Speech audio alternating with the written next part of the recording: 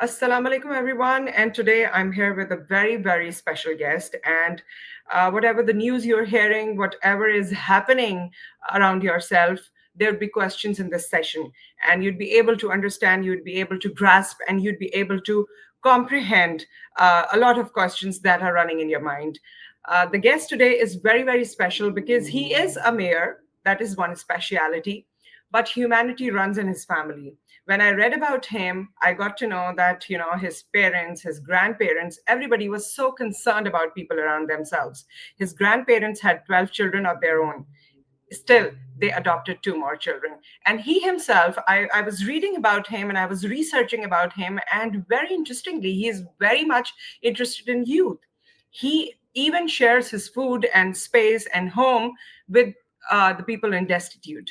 Today, we have the mayor for Linden City for the past.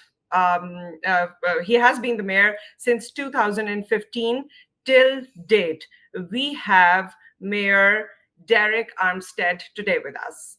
Hi. Hi, how are you today? I am fine. How are you doing today? I can't complain. Life is good. And it's a busy day for you, but thank you so much that you have taken out time for us. Yes, no problem. So we'll talk about the family thing. We'll talk about humanity. We'll talk about your concerns for the society. But at this very point, and because you are with us on board for the talk, I would want to know about the deportations and how are you, taking it, and what are your policies concerning to that as a mayor? How are you dealing with the situation? Well, to date, we haven't had or heard of any occurrences here in Linden where Mhm. people have been deported. But we are very concerned, and that innocent people will get scooped up in the frenzy here. Now, we don't have any problems if a person has committed a crime or they're doing something to harm others, and the immigration people come in and take them. Fine. What our biggest concern is that we don't want innocent people to be affected, and we certainly don't want people to be uh, afraid to come outside, afraid to go to school, afraid to go shopping, afraid Mhm. to be seen in public for fear that they'll be taken and put into some sort of institution or jail. Mhm. So, okay, that's fortunate enough that nothing is happening in your city. But the people around yourself, and when you see it in the news, what is your advice to the people? I mean, who are not illegal, but who are in the process of documentation, or they might have other concerns. Keep all your paperwork with you. Hmm. Okay, make sure you have valid credentials. Um, if you have somehow stopped by ICE or any other agency, present your documents. And if you know a person, we all have people who are connected to in these communities.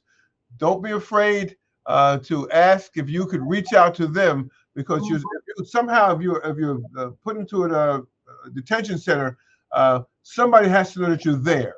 Okay, so don't be afraid to try to get that information across that you need to Hmm. speak with someone before you're taken away. This way, you're not just missing.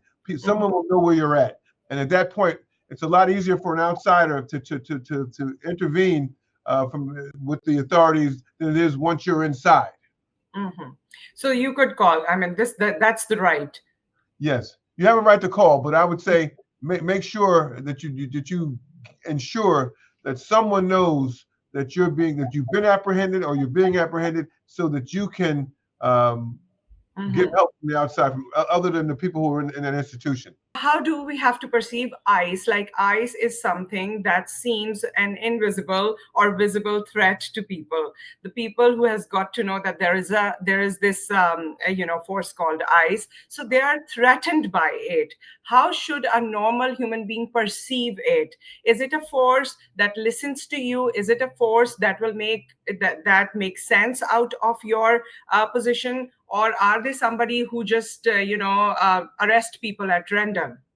Well, unfortunately, and this whole process is so new.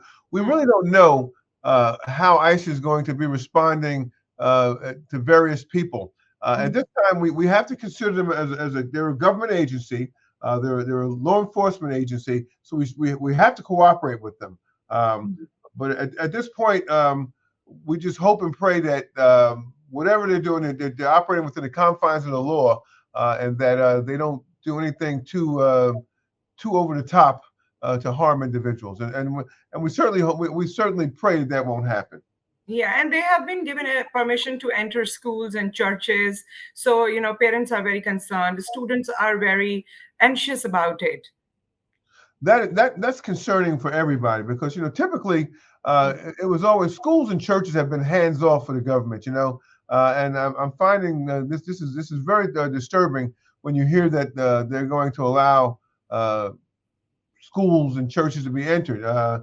This is really some real uncharted territory for many people, I guess for the government and for people as individuals themselves. I mean, we always thought religious institutions were off limits, but as you can see, Yeah. just from some of the things I've seen abroad, it just seems like the rule of law and humanity has been cast aside because if you turn your TV on and you see mosques being bombed and you see all kinds of craziness all over the world now. I mean, and you ask yourself why. I mean, I always thought that churches, mosques, and religious institutions, synagogues, that those places were hands off, no matter what disputes that we may have had with each other. The notion of going into a school or a mosque or a synagogue or a church is just it's unfathomable. Yeah.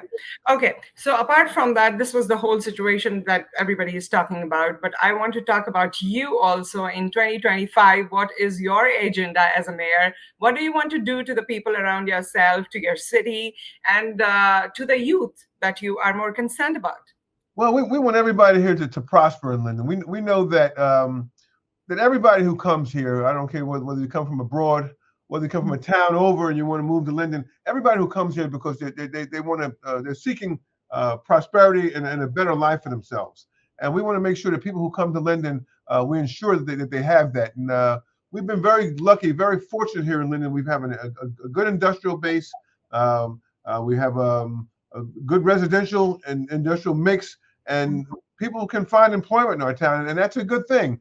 And we find that typically in environments such as this, when people are employed and they're making money, they have enough money to put food on the table, enough money to pay their rents, enough money to pay for TV, a television, cable, a car. These are some basic things that people need, and we try to make sure they have those, and that promotes tranquility.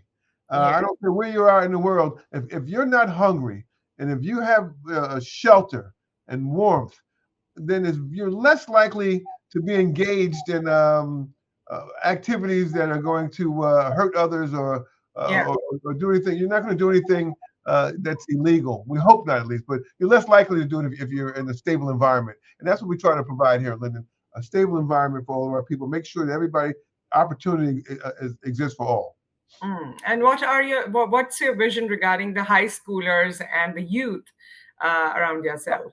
Because I've seen you're very connected to the high school, Linden High School, and you participate and you appear in most of their events, and I could see your presence around. Well, here I guess you can say I'm rare. I believe the children are our future. I always tell politicians. I mean, when I first got involved in politics, some of the older politicians were standoffish. I was young. I was in my 30s, early 30s, and they felt like I wanted to take something from them. That shouldn't be the order of the day. With older politicians like myself, we should embrace our young people, train them to do our jobs, because whether you like it or not, those young people are going to take your job anyway. Ultimately, yes. There's no sense in fighting with them. Just give it to them, because they're going to train them and hand it over to them. They'll be more prepared. You'll have a better working relationship with them. And chances are they'll do a better job than you did if you train them correctly. So I think that the most important thing we could do to our youth is to guarantee and ensure them an opportunity to be involved in politics, to be involved in government, to be those people who are going to lead this country and lead the world in the future. Hmm. So I have seen that, whatever you do, obviously that's your job and that's what you do, but it has a link with your background too. It has a link with your parents and grandparents too. So what is that science, or what is that phenomena that is in your mind that that keeps you going, and you want to inculcate that in your politics or your overall job? Well, my grandparents came to Linden. My grandfather, it's almost 100 years that we're in town here. My grandfather came in 1927. Uh, Oh. and they became very involved. They became, at a time when I guess African Americans weren't supposed to own anything, Mhm. they bought property. And at one time, they almost owned the whole blocks. They were very industrious people. And I think the people on the other side of town, who were running the government at the time, recognized that. And they always came down to my grandfather and grandparents seeking their support, Mhm. I guess, during election time. And my grandfather and grandfather became very engaged in providing opportunity for men who were trying to feed their families. And seeing that, and seeing how successful he was at doing that, as a young boy, it made me. I became interested in politics. Mhm. Like I said, him and my grandmother, they would give you the shirt off their back. I mean, again, like I said, they had 12 children of their own, and they adopted two additional, and there were countless others who came through that house or into their properties that they would try to provide some sort of assistance to get them started on their way. And you have continued that, and you have. I've heard that there are people who are in destitute, and they were residing at your place, and you Yes, give yes. them comfort, shelter, food, and everything. So you have continued whatever your grandparents started. Recently we had in fact we had a young Pakistani woman. She had gone back to Pakistan, and her visa had been revoked by her husband for whatever reasons, I don't know. But she had somehow, she was very good friends with Imam Alfred Muhammad, who I'm very close to, and he told me what was going on. We interceded through Allah, inshallah. We were able to secure her release. Yeah. Everything just fell in place That's an somehow. amazing. That's an amazing case that have gone through my eyes. Yeah, Yeah, that's when we called unbelievable. over, we were having so much trouble. Then finally, we got through to one gentleman, and he had the same name as a person who worked here in City Hall. And I asked him, I said, "Was he related?" He says, "Yes." He says, "He's my cousin," and he, Oh, oh, and it so happened that his cousin was in a situation, and I helped his cousin out. And and my cousin told me what you did for him. He says, "I'll have her out by this evening." So we got her out. Then we got some assistance. We had to we put her into a extended stay hotel for a week. Then one of her father's friend came down, gave her some additional time. And when the money ran out, I just spoke with my wife and my family. I said, listen, let's let her stay here until we can get things sorted out. So she stayed yeah, with us for 2 or 3 weeks. And then finally, she was able to receive some assistance from a group called, I think, WAFA. Um, they came in and they gave her some help. And you have to understand, I was mortified handing this young lady over to this gentleman who was coming to my house. I had no idea who he was. And I'm going to hand over some young girl to a man who I don't know who he was. And as fate would have it again, when he got out the car, the Imam Muhammad, who's my good friend, they had known each other for years. And wow. they embraced each other, they hugged each other, hadn't seen each other. And then when Imam Muhammad told me, he said, she's in good hands. And Mhm. that's when I felt very good knowing that she was being handed off to people who were going to take care of her and look after her general well-being. And she stayed there for a while, and then they flashed her with a family over here in Perth Amboy, a couple of towns over, and now she's in fact we're working on um, having a place for her right here in Linden. We hired her right here in Linden. Right now she's working in our health department, so she's making money, and then she'll have her own little place. She'll be able to rent, and she'll be just fine. And Yeah, that's I'm hoping heartwarming. And your daughter is also working for women and girls and their empowerment. yes, yes, yes. She's my both. I have three daughters, and I have three daughters and two Wow. sons. Okay. Wow. 27-year-old daughter. She's involved, very involved with the politics of the town, involved with empowering women, and as we should be. I mean, America's a great place. But Yeah, it's only that's a great place. And on this point, I would want to know, that's a great, America is a great place, no doubt. And like you have quoted few of the examples and, incidents. But at the same time, what do you have to say regarding the acceptance power that we have for each other? Sometimes we see that this is a great land of opportunities and people are great to each other. They smile at each other all the time. But sometimes some of the events, they demonstrate that there is a lack of acceptance and acceptability uh, based on any of the grounds. the problem. The real problem is people fear each Mhm. other. I recall when my father first, when we moved from one side of town to the other side of town. When Mhm. we moved to our new side of town, the block was all white. It was all white block, and we were the second black family who moved into that particular area. And people are innately afraid of each other until they get a chance to know each other. These Mhm. men who lived on the block with my parents, all white men, they knew each other. They came to know each other and appreciate each other, and they all realized one thing, that they all wanted the same thing: a nice place, a nice home, safe neighborhood, good schools for their children, and to be able to work and take and have a home and provide for their families. We Mhm. all, and I think once we get a chance to know each other, somehow um, we put aside that. There's in almost every scripture and every religion, there's a verse that says, "I've made you different, so you will come to know each other." And you're familiar with that. If you're familiar with Islam, that's a very powerful phrase of scripture. And that is true. True. God has made us different, so we will come to know each other, and hopefully, it may not be in our lifetime, but Mhm. hopefully one day human beings will realize that we have more in common than we have differences, and that we all want the same thing. That's that we want to have a safe place for our families and Yeah. nice communities to live in.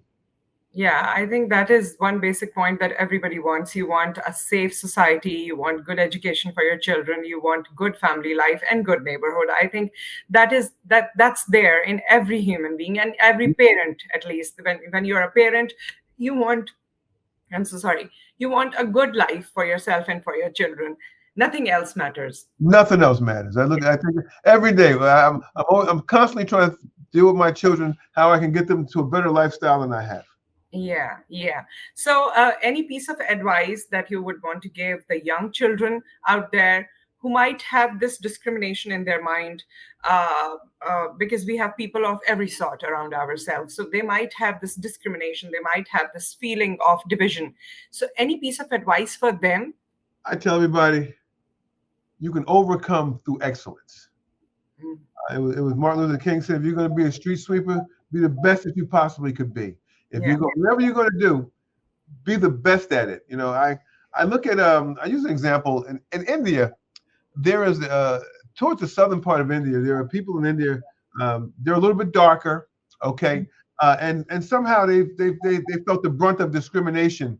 I don't know the exact area in India, but I do know this: Yeah. they've managed to become the best IT people in the world when it comes to information technology. They're the best in the world. Yeah. So you can overcome any situation through excellence. Yeah. Okay. And if you keep moving ahead, no matter who tries to push you back and hold you back, you're going to overcome. You'll overcome. Yeah. And for the people in general, because we'll now conclude the session, anything or everything that you would want to say or tell to your, fellow human beings in America, not only in Linden, but in America, whoever Don't, is watching you, anything that you would want to convey to them. don't hate. People. There was another saying that said, "People who hate never win. Hmm. They only hate. They only win when you hate back." So Yeah. try to keep it. Try to. I mean, and it's very difficult. It's very difficult because there's so many things that are going on in the world, and people are constantly coming, and so it's very difficult to not to feel that animosity and hatred back. But try to resist the animosity. Try to the animus, and try not to be overcome with hate, and you'll somehow manage. There's one last point I would want to know how accessible a mayor should be for the general public. Well, that's a good one because I'm not your ordinary mayor. People have my cell phone number. They call me all the time. Uh, uh, I you know, called you and you received the call, I know. yeah, But everybody, People call Yeah. me, I answer my phone. Sometimes when I get a lot of spam calls, and I'm answering it because I always answer the call. And it's people say, "Why do you answer those?" I said, "Because I don't know who it is. It might not be a spam call." Mhm. So I answer my phone for everybody. You have Yeah, to answer the phone. you do. But in general, how accessible a mayor should be for his people? Well, and it depends on the size of the city. Like, we're a city of only 43,000 people. Um, so I think you should be accessible all the time. Well, and if a person can't reach you, they should be able to call your office and leave a message, and somebody get back to them with an answer, or try to help them solve or resolve whatever issue they're dealing with. Yeah. Thank you so much for the session, for the talk. I know it's a busy day for you, but still you have taken out time for us. Thank you so much. The pleasure is mine, and thank you for calling. Thank you for having me on your show. Yeah, and I'll be inviting you again for different topics. So I hope that you'll make yourself available for us again. I'd be Thank you. more than glad to. Thank you. Thank you. Take care. So, on this note, we'll take a leave. Thank you so much, everybody, for watching. Leave your comments for us. We'll get back to you on that. Apna khayal rakhein. Allah Hafiz.